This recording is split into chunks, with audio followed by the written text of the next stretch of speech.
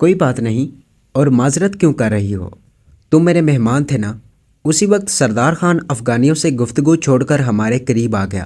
ارے تم تو پشتو تازہ کر رہے تھے نا؟ اسے دیکھ کر میں نے طنزیہ لہجے میں پوچھا۔ اوہ ہاں، مگر اچانک ایک ضروری بات یاد آ گئی تھی۔ کیا؟ یہی کہ مجھے انگریزی سیکھ لینی چاہیے۔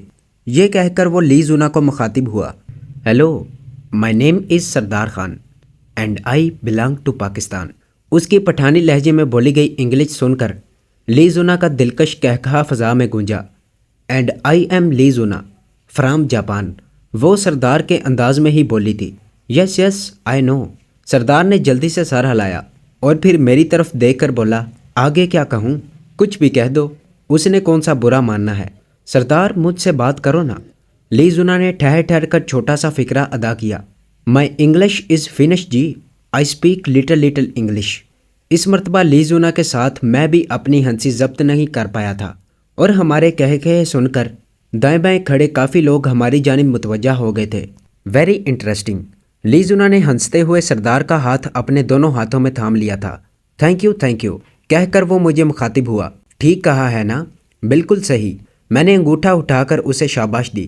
اسی وقت بریک ختم ہونے کی گھنٹی بجی اور ہم کلاس روم کی طرف بڑھ گئے۔ ٹی بریک کے وقت بھی لی زونا سردار خان کو ڈھونڈتے ہوئے ہمارے قریب آ گئی تھی۔ سردار مجھ سے چھوٹے چھوٹے انگلش کے فقرے پوچھ کر اس سے گپ شپ کرنے لگا۔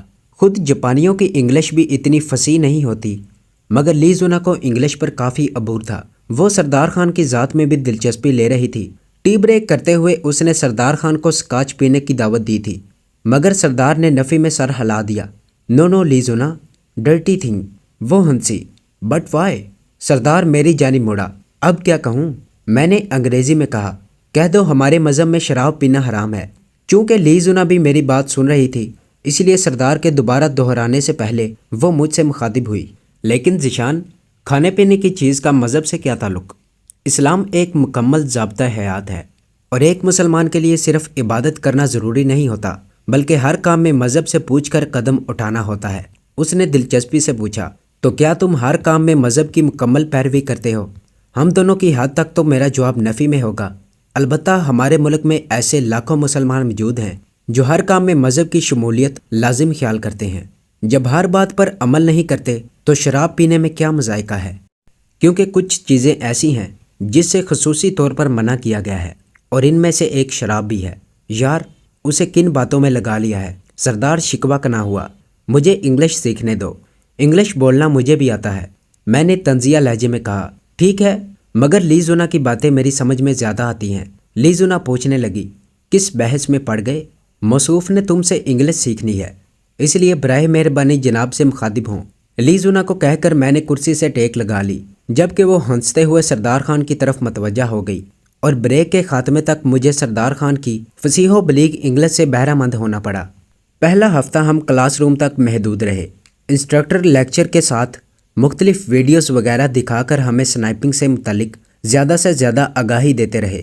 اس کے باوجود کہ ہم دونوں عملی طور پر بھی سنائپنگ کر چکے تھے، وہاں بہت کچھ سیکھنے کو مل رہا تھا۔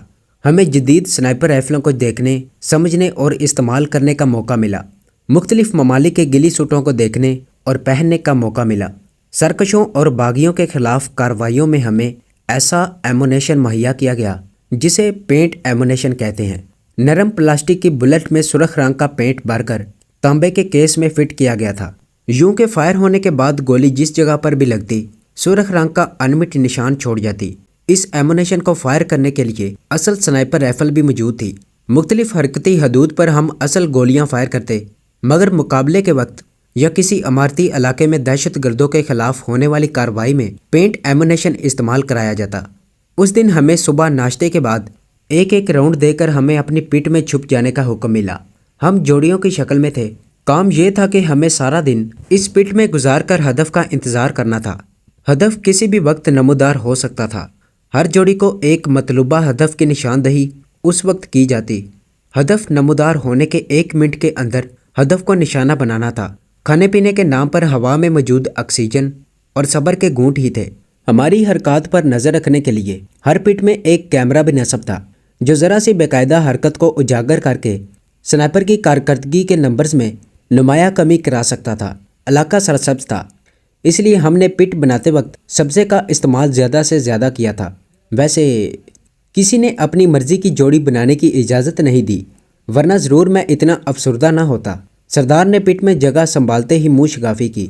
کچھ لوگوں کی نیت کے بارے میں انسٹرکٹرز کو اچھی طرح اندازہ ہے، وہ ایسا غلط فیصلہ کبھی بھی نہیں کر سکتے۔ سردار ترکی بہ ترکی بولا، میں نے تمہاری اور جینیفر کی بات نہیں کی تھی کہ تم نیت کو بیچ میں لے آئے۔ یہ بھی خوب کہی، جبکہ تم اچھی طرح جانتے ہو کہ جینیفر اور میں ایک دوسرے کو کتنا ناپسند کرتے ہیں۔ خوش فہمی ہے جناب کی۔ کیپٹن صاحبہ ہر وقت تمہاری ٹو میں لگی رہتی ہیں۔ ہاں، اسے خدا واسطے کا بیرجو ہوا نہیں، وہ چاہتی ہے تم اس کے آگے پیچھے پھرو۔ راجپال اور شریکانت کم ہیں کیا؟ وہ دونوں تو ہیں ہی بونگے، کئی بار لیزونا کے ارد گرد بھی منڈلا چکے ہیں۔ تمہارا مطلب ہے لیزونا کے گرد منڈلانے والے بونگے ہوتے ہیں؟ بس میرے پیچھے پڑے رہو۔ الفاظ سردار کے ہونٹوں پر تھے کہ گولی چلنے کی آواز آئی۔ یقیناً کسی کے سامنے اس کا ٹارگٹ نمودار ہو گیا تھا۔ لیں جی، کسی بائی کا انتظار تو اختتام پذیر ہوا۔ تم شاید بھول رہے ہو کہ ہم نے جوڑیوں میں کارروائی کرنی ہے۔ ہاں یہ تو ہے، سردار نے اسبات میں جواب دیا۔ اچانک میرے سامنے پڑے میسج ریسیور پر ہلکی سی ٹون کے ساتھ ایک میسج نمودار ہوا۔ سردار خان کے لیے 90 ڈگری، فاصلہ 500 میٹر، سرخ رنگ کا غبارہ، وقت 1 منٹ۔ میں نے پٹ بناتے وقت شمال کی سمت کے تعین کے لیے ایک پتھر رکھ لیا تھا اور شمال کی سمت اتفاق سے ہماری ناک کی سیدھ میں بن رہی تھی۔ میں نے فوراً سردار کو مطلع کیا۔ سردار، پورا دائیں طرف 500 میٹر کے فاصلے پر نظر آنے والا سرخ غبارہ تمہارا ہدف ہے، تمہارا وقت شروع ہے۔ اوکے باس۔ بغیر کسی پریشانی کے سردار نے ٹیلیسکوپ سائٹ پر 500 میٹر کی رینج لگائی اور دائیں سمت مڑ کر دور نظر آنے والے غبارے پر شست باندھ لی۔ ہر سنائپر کے پاس فائر کرنے کے لیے 1 منٹ کا وقت تھا۔ میری نگاہ گھڑی پر تھی۔ سردار کے 35 سیکنڈ ہو گئے تھے۔ اطمینان سے سردار، تمہارے پاس 25 سیکنڈ ہیں۔ اسے کہتے ہوئے میری نگاہ گھڑی کے سیکنڈز والی سوئی پر تھی۔ 15 سیکنڈ، بقایا 50، اور اس کے ساتھ ہی سردار نے ٹریگر پریس کر دیا۔ گولی چلنے کے دھماکے کے ساتھ میں نے غبارہ پھٹتے دیکھا۔ شاباش سردار، میں نے اسے داد دیتے ہوئے کہا، لیکن وقت زیادہ لگا ہے۔ سردار نے منہ بنایا۔ تم خود کہہ رہے تھے کہ کافی وقت ہے اور اب کہہ رہے ہو کہ وقت زیادہ لگا ہے۔ وہ تو میں اس لیے کہہ رہا تھا کہ کہیں گولی مس ہی نہ کر دو، ورنہ ہر 5 سیکنڈ کا ایک بونس نمبر ہے۔